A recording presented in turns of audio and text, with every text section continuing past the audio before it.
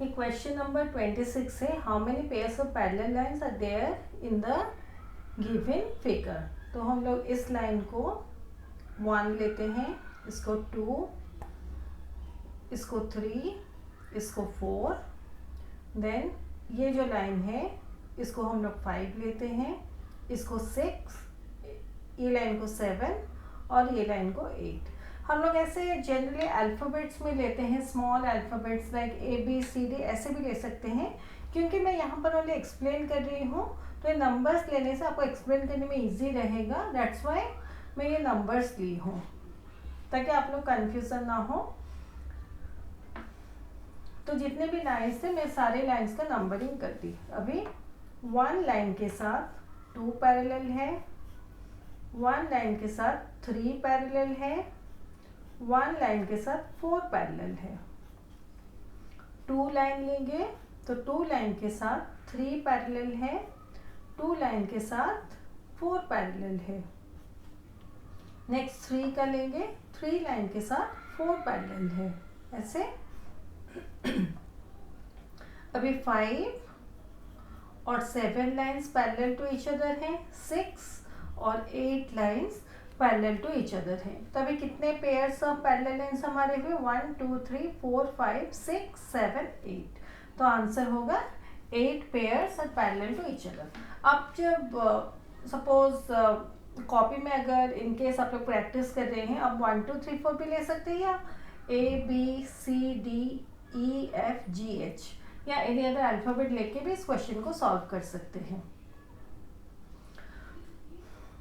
Which of the following squares must be shaded to make the given figure symmetric? Symmetric यानी दोनों sides को अगर आप fold करेंगे तो एक दूसरे के ऊपर वो लाइक करेंगे। तो हम लोग और दूसरा चीज़ है, हम लोग इस केस में लाइन ऑफ सिमेट्री लेंगे।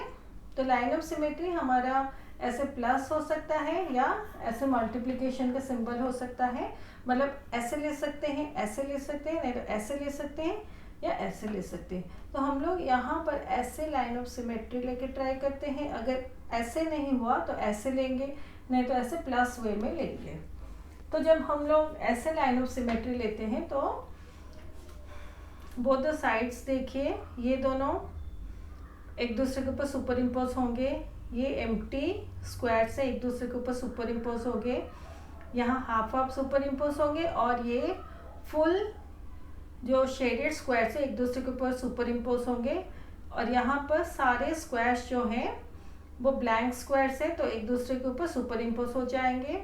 अभी यहाँ पर देखिए, ये दो अनशेडेड हाफ्स एक दूसरे के ऊपर सुपर इम्पोज होंगे, लेकिन यहाँ पे एक शेडेड है, यहाँ पे नहीं है। तो अगर हम लोग इसको शेडिंग कर लेंगे क्यू को, तो ये एक दूसरे के ऊपर सुपर इम्पोज हो जाएंगे। ये दो एम्प्टी हैं स्क्वायर्स एक दूसरे के ऊपर सुपर इम्पोज होंगे, और ये दो शेडेड हाफ्स एक दूसरे के ऊपर सुपर इम्पोज होंगे। तो हमारा क्यू को शेडिंग करने से ये हमारा लाइन ऑफ सिमेट्री जो है वो हमारा मेंटेन होगा। तो ऑप्शन बी, तो ये हमारा करेक्ट आंसर है, ऑप्शन बी। नेक्स्ट ये क्वेश्चन है, a milk container can hold 14 3/5 liters of milk. How much milk 10 such containers can hold? तो हमारा एक मिल्क कंटेनर है जिसमें हम लोग 14 3/5 लीटर्स मिल्क रख सकते हैं। तो 14 3/5 का मीनिंग है, ये देखिए 5 × 14, जो भी आंसर आएगा उसके साथ हमें +3 करना है। तो 5 × 14 हमारा 70 है, 70 + 3 = 73। तो ऐसे ये ओनली फॉर एक्सप्लेनेशन में दिखा रही हूँ, ये इक्वल टू नहीं है। तो ये 5 × 14 + 3 हमारा 73 होता है, तो ये हमारा 73/5 होगा। तो 1 container can hold 73/5 litres of milk. हमें 10 कंटेनर्स कितना होल्ड कर सकता है पूछा गया है। A milk container can hold 14 3/5 litres of milk. How much milk 10 such containers can hold? 10 containers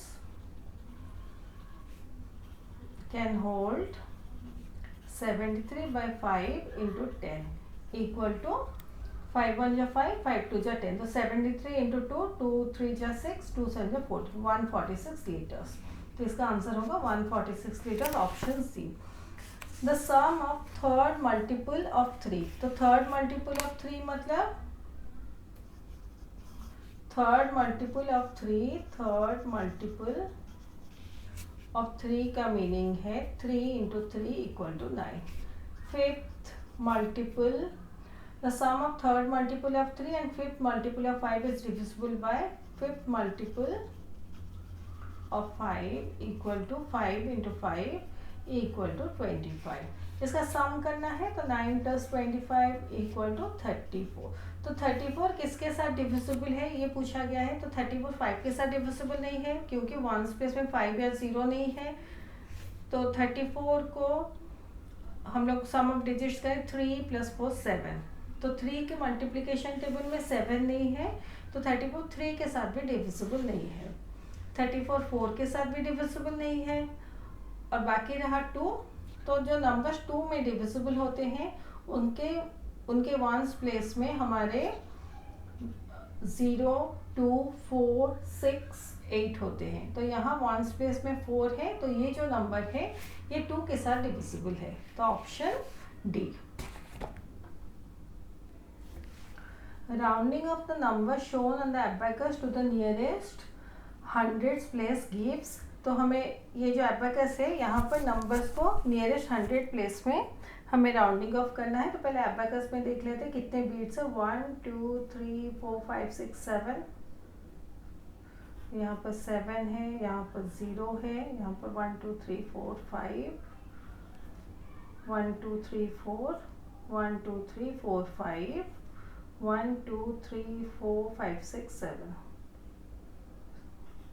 तो ये हमारा एबाकस का नंबर है, हमें राउंडिंग ऑफ करना है टू नियरेस्ट हंड्रेड्स। तो नियरेस्ट हंड्रेड्स में राउंडिंग ऑफ करने के लिए हमें टेंस प्लेस के डिजिट को देखना है। अगर टेंस प्लेस का डिजिट हमारा 5 या उससे मोर है तो यहाँ पर हमारा चेंज होगा, तो बाकी ये 3 डिजिट हमारे सेम रहेंगे, लेकिन ये डिजिट में चेंज होगा क्योंकि ये नंबर 5 यहाँ पे है, तो यहाँ पर चेंज होगा 5, और यहाँ पर हम लोग 2 zeros लिखेंगे, 7 0 5 5 0 0। तो option C is the correct answer.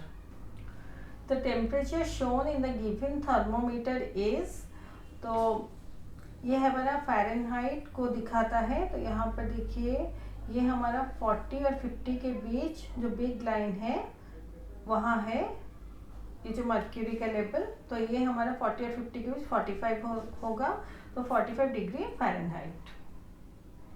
तो option A is the correct answer.